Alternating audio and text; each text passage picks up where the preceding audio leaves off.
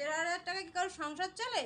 আমাদের এখন মহিলাদের নিরাপত্তা দরকার। মহিলা মুখ্যমন্ত্রী হয়েছে কিন্তু মহিলাদের সুরক্ষা উনি দিতে পারছে না।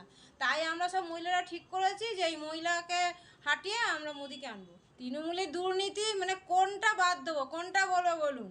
1 নম্বর কয়লা চুরি, তারপর হলো এই যে মিড ডে মিলের যে খাবার, মানে ওখান থেকে কমতে কমতে কমতে আমাদের নিচে গিয়ে একটুখানি বাচ্চাদের পাতে পড়ছে।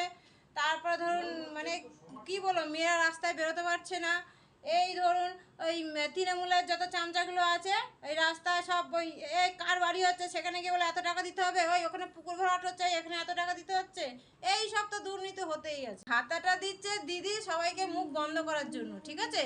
যে পয়সা নাও আর চুপচাপ মুখটা বন্ধ করে রেখে দাও, ঠিক আছে? তোমরা চাকরি চেয়েও না আমার কাছে। 1,500 টাকা কি কারোর সংসার চলে? আমাদের এখন মহিলাদের নিরাপত্তা দরকার।